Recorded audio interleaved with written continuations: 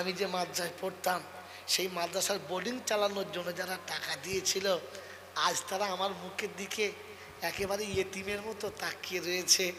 আমাকে দেখে লজ্জা লাগছে। সেদিন তারা দিয়েছে, আমি খেয়েছি, তারা বানিয়েছে, সেই ঘরে আমি পড়েছি। আমার একটু লজ্জা লাগছে, ওদের সামনে থেকে আমি পার হতে পারছি না। ওরা আমার দিকে ছোট ছেলের মতো ফ্যাল করে তাকিয়ে আছে। আল্লাহ, তাই আমার লজ্জা লাগছে, আমি আর যেতে পারছি না। শুধু আল্লাহ পাক রব্বুল আলামিন শোনাবে, চিনতে পারছো? বললে হ্যাঁ। আল্লাহ বলবে, জিবরাইল পাগড়ি নিয়ে এসো। পাগড়ির দাম বুঝে না কাকে বলে, বোকা কথা গা। সেদিন জিবরাইলকে দিয়ে পাগড়ি আনাবে, আর পাগড়ি আনিয়ে হাফে সাপের পিছনে দাঁড় করাবে, আর বলবে ডাকো, ওদের ডাকো। যারা তোমার মাদ্রাসায় দিয়েছিল, তোমাকে মাদ্রাসায় দিয়ে খাইয়েছিল, ওদেরকে ইশারা করে ডাকো, তুলে নাও, আর চাদরের আড়ালে নিয়ে তুমিও চলে যাও, আর ওই দুটো কেউ জান্নাতে নিয়ে চলে যাও, জান্নাতে নিয়ে চলে যাও। ও খড়মপুরের বাবাজিরা, খরচা মতো অনেক করেছ, এখন ধরা তো পড়েই গেছো নাকি? ধরা যখন পড়েই গেছো, একটা চান্স বলে দিচ্ছি বাঁচার। কমপক্ষে ওলামাদের সাথে থাকো, ওলামাদের পিছনে থাকবে, আগে যাবে না। ওলামাদের আগে গেলে মৃত্যু অনিবার্য, কুত্তার মতো কেউ বাঁচাতে পারবে না। আপনাকে আমি দলিল সহ দিয়ে যাচ্ছি, শুনে নেন। আশরাফ আলী থানভী রহমতুল্লাহ আলাইহ বসে আছেন, এক মুরিদ ছুটে ছুটে গিয়েছে, গিয়ে বলছে হুজুর হুজুর। বললে কি? আমি একটা স্বপ্ন দেখেছি। কি বাবা? বলে হুজুর আমি স্বপ্ন দেখছি বাংলার নবাব নবীর সামনে সামনে যাচ্ছে, নবীর সামনে সামনে যাচ্ছে। হযরত বললেন মনে হচ্ছে নবাব সিরাজউদ্দৌলা মরে গেছে। মুরিদ শুনলেন, চুপ করে গেলেন, কিচ্ছু বললেন না। তখন তো টেলিফোনের যোগ ছিল না, তার তোরের ছিল। তাই তিনি ওখান থেকে চিঠি মারফত জানলেন। চিঠি মুর্শিদাবাদে এলো, মুর্শিদাবাদ থেকে আবার চিঠির উত্তর ঘুরে গেল। তিনি লিখেছিলেন এই তারিখে নবাব সিরাজউদ্দৌলা কোথায় ছিলেন, তিনি কি কি অবস্থায় ছিলেন, একটু ডিটেলস জানাবেন। যাকে লিখেছে তিনি লিখছেন, ভাই আপনার চিঠি আসার পরে যে তারিখে আপনি লিখেছেন তার আগের তারিখে নবাব সিরাজউদ্দৌলা মারা গেছে। চিঠি পেয়ে উনি চুপ করে গেলেন। প্রায় 1-1.5 মাস হয়ে গেছে। একদিন হযরতের কাছে খিদমত করছে, খুব ক্লোজ হয়ে গেছে, কাছাকাছি। আর তখন বলছে হুজুর বেয়াদবি হলে মাফ করবেন, একটা কথা জিজ্ঞাসা করব। এ দেখুন ওলামাদের কাছে এরকম জিজ্ঞাসা করবেন, এসে নিচু হয়ে বসবেন, মাথা নিচু করবেন, একেবারে ছোট হয়ে বলবেন হুজুর একটা কথা জিজ্ঞাসা করব। মশলাটা বলেন তো, তুই তোর বাপের জমিদার কোথায়? এই আলেমের সামনে এসে কথা বলছে মানে জমিদারের বাচ্চা, ছাগল কোথায় গেল? বলছে বলুন তো, তোর বাপের গোলাম আছে? আলেমের কাছে এসে হ্যাট হয়ে বসবি, মাথা নিচু করবি, পায়ে হাত রাখবি, অনুমতি নিবি, তারপর জিজ্ঞাসা করবি। হুজুর কিছু মনে করবেন না, বেয়াদবি হবে, একটা কথা বলবো হুজুর। বলে কি? বললে হুজুর আমি সেদিন যে বললাম যে নবাব নবীর সামনে যাচ্ছে, আপনি বললেন মরে গেছে, ব্যাপারটা কি বুঝতে পারলাম না, আগে যাওয়ার সাথে মরার ব্যাপারটা কি? আশরাফ আলী থানভী রহমতুল্লাহ আলাইহি বলছেন বাবা মুক্তাদি পিছনে থাকে না, সামনে। জোরে বলেন, আরে জোরে বলেন না। তো যিনি ইমামতি করেন উনি আলেম, আর পিছনে মুক্তাদি। হ্যাঁ না না, মুক্তাদি পিছনে থাকে, আলেম সামনে থাকে। বলেন তো আলেমের সামনে কে থাকে?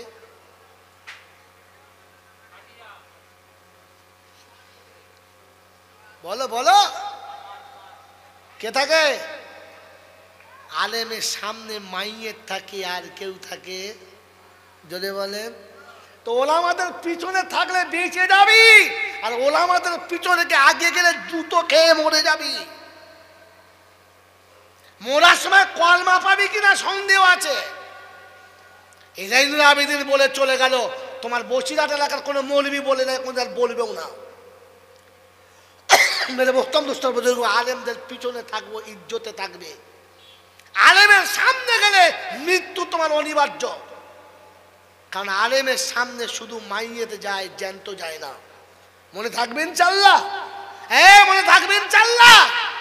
তো তো হযরতের পাশে গিয়ে জিজ্ঞাসা করছেন, হুজুর ব্যাপারটা বলেন তো। হুজুর বলে দিলেন, আমার বন্ধুরা, আমার আল্লাহওয়ালা ভাইরা, জ্ঞানীজনরা, সুধী মানুষেরা এই আলেমদের সঙ্গে থাকবে ইনশাআল্লাহ। জোরে বলেন, থাকবে ইনশাআল্লাহ। এই আলেমদের সঙ্গে যদি থাকেন আপনি ইহকালেও বেঁচে যাবেন, পরকালেও জোরে বলেন বেঁচে যাবেন। তাই আজকে শুনিয়ে দিয়ে চলে যাচ্ছি, আল্লাহর নবী যেটা বলেছে সত্য না মিথ্যা? একদম সত্য, একদম সত্য। সত্তরে এক পীর বলি,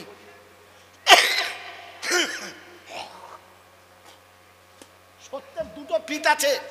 একটা পীর বলে দিচ্ছি, আল্লাহর নবী বলেছেন, ইজা মাতা ইবনা আদম ইনকাতা আমালাহু ইল্লা মিন সালাসা। আদমের বেটা যখন মরে যাবে সব আমল বন্ধ, তিনটে চালু থাকবে। একটা সাদকায়ে জারিয়া, একটা ইলমি ইয়ানতাফিউ বিহা, একটা ওয়ালাদিন সালিহি ইয়াদু লাহু। কমপক্ষে একটা ভালো ছেলে রেখে যাও। কি রেখে যাও? আল্লাহ বলে নাই, নবী বলে নাই দুতলা বাড়ি করে রেখে যাও, দুটো দোকান করে রেখে যাও, অনেক টাকা রেখে যাও, সোনাদানা ব্যাংক রেখে যাও। কি রেখে যাও? কি রেখে যাও? ভালো ছেলে রেখে যাও। কারণ কি? এই কারণটা শুনে নেন আর বাড়ি চলে যান, আপনাদের আর আটকাবো না। বন্ধু, আপনি তো 10 মিনিটে চলে যাবেন, এখান থেকে সুদূর বর্ধমান যেতে হবে। কাল আমার ঘরে এক এতিমের বিয়ে, সেই বিয়েতে আমাকে অ্যাড করতে হবে, তাহলে আমি যেতাম না। এ বন্ধু, দোয়া করেন প্রতি বছরের জন্য কমপক্ষে একটা করে এতিমকে বিয়ে দিতে পারি, বলুন আমিন। বাবাজিরা, ওই এতিম বাচ্চাটা আমাকে আসরের পরে ফোন করছিল, দাদা আপনি আসবেন না? আলাম করছি, আমি যত রাত হোক তোকে প্রভাতের আগে গিয়ে রাতে দেখা করব, তুই ঘাবড়াস না, তোর বিয়েটা আমি পড়াবো ইনশাআল্লাহ। কি বলেন জি? তাকে যত রকমের সামান যা লাগে সব ব্যবস্থা হয়ে গেছে। আমার আহলিয়া সেখানেই বসে আছে, আমার বেটি সেখানেই বসে আছে, আর এই আশা নিয়ে সে বসে আছে যে মা বাপ না থাকলেও আর একটা মা বাপ আছে। ইনশাআল্লাহ সেখানে সকালে দেখা হবে, তার আগেই যাওয়ার চেষ্টা করব, আল্লাহ যদি নিয়ে যায়। মেরে মোহতম দোস্তর বুজুর্গ, তাই বলে যাচ্ছি শুনে নেন, যদি আমি হঠাৎ এক্ষুনি এখানে মারা যাই, মরে যেতে পারি না, তো আমার লাশটা বাড়িতে ফিরাবেন না? আপনারা খেয়ে নেবেন, ফিরিয়ে দেবেন। যখন আমার লাশটা বাড়িতে যাবে, তাই হুজুর বলবে আমি গোসল দিয়ে দেবো, এই হুজুরটা বলবে আমরা কাপড় কেটে দেবো, আপনারা সবাই জানাজা পড়ে দেবেন। হ্যাঁ না না? তাতে আমার কি লাভ হবে? কিচ্ছু হবে না, কিচ্ছু হবে না। তবে শুনে রেখে দেন, রাসূল বলেছে ছেলে রেখে যাবি। আমার লাশটা যখন বাড়িতে যাবে, প্রথম আমার বাচ্চা ডুকরে কেঁদে বলবে, আব্বা এমন জলসা করতে গেলে যে জীবনের মতো বিদায় নিলে আর দেখা হলো না। এরপরে যখন সকালে গোসলের টাইম হবে, তো তখন আমার ছেলে নিজে বলবে গোসল আমার বাপকে আমি দেবো। ছেলে পানি গরম করেছে, বৌমা পানি গরম করেছে, আর ছেলে গরম পানি নিয়ে পাশে দাঁড়িয়ে বাপের যখন গোসল করাবে, সত্য বলেন শুধু গোসলে পানি হবে না, চোখের পানিও হবে। কাঁদবার বলবে, আব্বা যখন যেটা চাইতাম তুমি এনে দিতে, এবার কার কাছে চাইবো বলে গেলে না। বিয়ে করে দুটো ছেলের বাপ হয়েছি, এখনো একটা সুতো পর্যন্ত কিনি না, যা হয় বলি আব্বাকে বল, এবার কাকে বলবো? মনে হবে না? হবে না? মনে হবে না? হবে না? এইটা মনে হবে। আর যখন গোসল দেবে চোখে পানি থাকবে না? থাকবে না? থাকবে। গোসলের সঙ্গে চোখের পানি। এরপরে কাফনের কাপড় কেটে যখন আমাকে পরাবে, তখনও মনে মনে হবে আব্বা শেষ জামা পরিয়ে দিচ্ছি, আর তোমার জামা পরতে হবে না। বেটার চোখের পানিতে বাপের কাফনটা ভিজবে। বন্ধু, আর শিখিয়ে দিয়ে যাচ্ছি নবীর সুন্নতটা। যখন জানাজার পরে কবরে শোয়াবে, তো ছেলে বাপের মাথার কাছে বসে কাফনের কাপড় খুলে দিয়ে সালাম দেবে আর বলবে, আব্বা আসসালামু আলাইকুম, সারা জীবন তোমার পাশে থাকতাম, তুমি আমাকে সে সান্ত্বনা দিতে, আজ তোমাকে বলে দিয়ে যাচ্ছি আব্বা আজ একা হয়ে যাচ্ছি।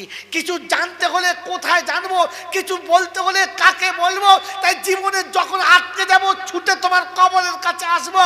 আব্বা তুমি ঘুমাও, আমি আছি, পালাই নাই। কবর থেকে উঠে পাশে বসবেন, চলে যাবেন না। বাপের কবরের কাছে বসবেন, চোখের পানি পড়লে ফেলবেন, পালাবেন না। ওই সময় ইবলিস আসবে, ওই সময় ইবলিস আসবে। কি আসবে? ইবলিস এসে আপনার হাতটা ধরে বলবে, চ বাপের কবরের কাছে কাঁদি না, চ। জানবেন ইবলিসে হাত ধরেছে, ফেরেশতায় নয়। কি হাত ধরেছে? জীবনে উঠবেন না, বসে থাকবেন। সবাই মাটি দিয়ে যখন চলে যাবে বাপের কবরের উপরে হাতটা বুলিয়ে দেবেন, আর সেই সময় একা বলবেন রব্বি রহমহুমা কামা রব্বায়ানি সগীরা। আল্লাহ পাক বলে ফেরেশতারা কি হলো রে? বলছে আল্লাহ পিতাহারা সন্তান তীর খাওয়া পাখির মতো কাঁচাল খেয়ে পড়েছে, আর বাপের সঙ্গে বেটা কেঁদেছে, আর তুমি যা বলেছিলে তাই বলেছে। আল্লাহ পাক বলে আমি দেখেছি ওর চোখের পানি গোসলে ছিল, ওর চোখের পানি কাপড়ে ছিল, ওর বাপের কবরে ও বসেছিল, আর কবরের উপরে ওর চোখের পানি ছিল, ও কত কেঁদেছে দেখেছি, কি বলেছে শুনেছি, তুই সাক্ষী থাক। ওই বাচ্চার চোখের পানির কারণে বাপের কবরটা জান্নাতের বাগান হয়ে গেছে, আর চোখের পানির কারণে ওর জীবনের গুণাগুলো পরিষ্কার হয়ে গেছে। আমি আল্লাহ ওকেও মাফ করলাম, ওর বাপের কবরটা জান্নাতের বাগান করে দিলাম। রাসূল বললেন যোগ্য ছেলে রেখে যাও। কি রেখে যাও? যোগ্য ছেলে বানাতে গেলে এই কারখানায় বানাতে হবে, অন্য কোথাও না। যদি কোনোদিন আপনার যুবক ছেলে মারা যায় কিংবা মাসুম বাচ্চা মারা যায় তো গোসল কাউকে দিয়ে দেওয়াবেন না। 6 বছর 8 বছরের বাচ্চা মারা গেছে, আপনার আত্মীয়রা সবাই এসেছে, সবাই কাঁদছে, আপনি আর্তনাদ করবেন না, চোখের পানি অবশ্যই পড়বে, কিন্তু আপনি চিল্লাবেন না। গোসলের যখন টাইম হবে বিবির হাতটা ধরে বলবেন ফাতেমা চলো চলো উঠে এসো। বাচ্চা ছেড়ে মা উঠবে না, টেনে তুলবেন। সবাই ভাববে কোথায় নিয়ে যাচ্ছে বিবিকে, বাইরে এনে বলবে তুমিও কাঁদছো, আমার আব্বা গোসল করবে তুই পানি গরম করে দিবি না, আমার বাচ্চা গোসল করবে তুই পানি গরম করবি না, চলো। বাপ বালতিতে পানি এনেছে আর মা বসে বসে পানি গরম করছে, পানি যতটা গরম হচ্ছে মায়ের কলিজা তার থেকে বেশি ফেটেছে।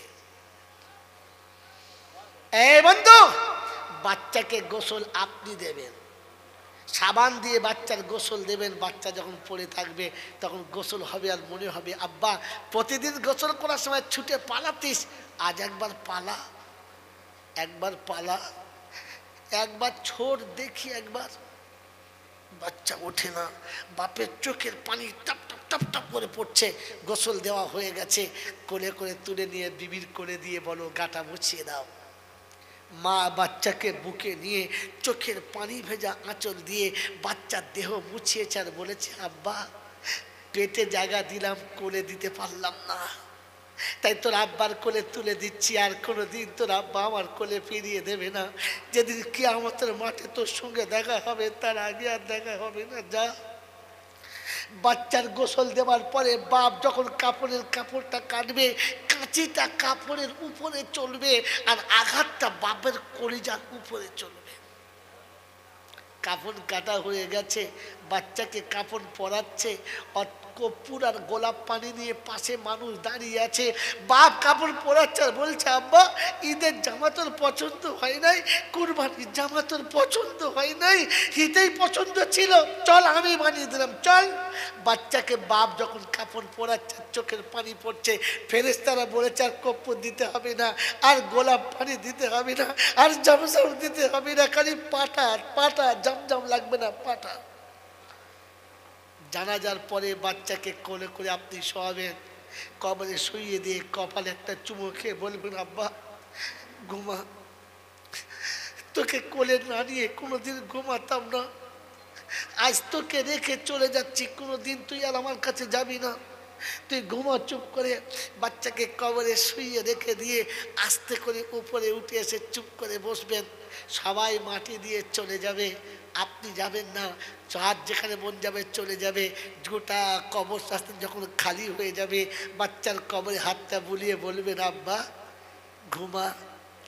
এরপরে যখন মনে হবে তোর কথা ছুটে আসবো, তোর আব্বা ডাকের আওয়াজ কানে আসবে, তুই তো আর কোনোদিন আসবি না, তাই তুই এখানে ঘুমো, আমি আসছি। ওই সময় বাচ্চার কবরে হাতটা বুলিয়ে দিয়ে একবার হাতটা তুলে বলবেন আল্লাহ শুনেছি পিতামাতা দোয়া করলে তুই নাকি কখনো ফেরাস না, বাপ দোয়া করলে তুই নাকি কখনো ফেরাস না, এক অসহায় পিতা আজ নিরুপায় হয়ে তোর কাছে হাত তুলেছে, তুই দয়া করে মেহেরবানি করে বাপের দোয়াটা কবুল করে নে। এই পরওয়ারদিগার আলাম, আমি জীবনে কোনো দিন যদি কোনো ভালো কাজ করে থাকি এ মুসলমানের ছেলে, বাপের বেটার কবরের কাছে দাঁড়িয়ে বলবে, আমি জীবনে কোনোদিন যদি কোনো ভালো কাজ করে থাকি আর তোর যদি পছন্দ হয়, তার বিনিময়ে তুই আমার বাচ্চাকে তো রহমতের ছত্র ছায়াতে জায়গা দিস। রাব্বে জুল জালাল বলে, ফেরেশতারে, ওর বাচ্চার জন্য ওর সবটুকু হারিয়ে ফেলেছে, নিজের জন্য কিছু রাখলো না। তো ফেরেশতা বলছে, রব্বানা, ওর বাচ্চাকে ও যে জানের থেকে বেশি ভালোবাসে, তাই ও সব দিয়ে দিয়েছে। আল্লাহ পাক বলে, শোন, ওই বাপ তার বেটাকে যত ভালোবাসে, আমি আল্লাহ আমার বান্দাকে তার থেকে 70 গুণ বেশি ভালোবাসি। তাই ওর জীবনের নেকি দিয়ে বাচ্চা বাঁচিয়ে দিয়েছে, আর আমি আমার রহমতের চাদর দিয়ে আমার বান্দাকে বাঁচিয়ে নেব। তুই শুনে রাখ, ওই বাপের চোখের পানি গড়িয়ে যখন গেছে, তখন আমি আল্লাহ তার আগেই ক্ষমার দরজা খুলে দিয়েছি, আর আমি আল্লাহ পাক রহমতের চাদরে ওকে ঢাকা দিয়ে বাপ বেটাকে পার করে নেওয়ার ওয়াদা করেছি। আমার বন্ধু, আমার আল্লাহওয়ালা ভাইরা, ওই চলে যাওয়া বাচ্চা, ওই চলে যাওয়া মা আর আব্বা আজ অপেক্ষা করে বসে আছে যে আমার বাচ্চারা নিশ্চয়ই আমার জন্য কিছু পাঠাবে, আমার বাচ্চা আমার কথা মনে রাখবে। বলেন, ওই রকম বাচ্চা রেখে যাওয়ার জন্য, যে বাচ্চা আমি চলে গেলে আমার গোসল দেবে, যে বাচ্চা আমি চলে গেলে আমাকে সুন্দর করে গোসল দেবে, আমাকে পরিষ্কার পরিচ্ছন্ন করবে, বলেন এইরকম বাচ্চা আপনার আমার রেখে যাওয়ার দরকার আছে না না? জোরে বলেন, আছে না না? এরকম বাপ যে আমার জন্য কবরের কাছে দাঁড়িয়ে কাঁদবে, দরকার আছে না না? আছে। আমার বন্ধু বলেন, ওই রকম বাচ্চা বানাতে আর ওই রকম বাচ্চা দুনিয়া রেখে যাওয়ার জন্য যে প্রয়োজন আছে, তার জন্য মাত্র 10,000 টাকা লাগবে। যা আল্লাহ নবীর সুন্নতকে জিন্দা করার জন্য, কোরআন জিন্দা করার জন্য, ঈমান জিন্দা করার জন্য, ইসলাম জিন্দা করার জন্য, আর আল্লাহ পাকের নবীর সুন্নতকে জিন্দা করার জন্য মাত্র 10,000 টাকা দিয়ে শরীক হবে, আর বলবে, ইয়া রাসূলুল্লাহ, ইয়া হাবিবাল্লাহ, সব দিয়েছি, সব দিয়েছি আপনার সাহাবীরা, আমি কিচ্ছু দিতে পারলাম না, মাত্র 10,000 টাকা। প্রথম বন্ধু কি আছে যে পিতার যোগ্য সন্তান, যে বাপের বিরহের জ্বালা, বাপকে শান্তির কবর আর জান্নাতের বাগান বানাতে বাপের জন্য মাত্র 10,000 টাকা দেবে? যে আব্বা সারা জীবন সব আপনাকে দিয়ে গেছে, যে মা সারা জীবন সব আপনাকে দিয়ে গেছে, ওই আব্বা মায়ের কবরটা জান্নাতের বাগান বানাতে মাসে মাসে 1টা করে 1000 টাকা দেবে, 10টা মাস। এরকম প্রথম সন্তান হাত তুলবে, আমি সফরে আছি, দোয়া করবে ইনশাআল্লাহ। প্রথম বন্ধু।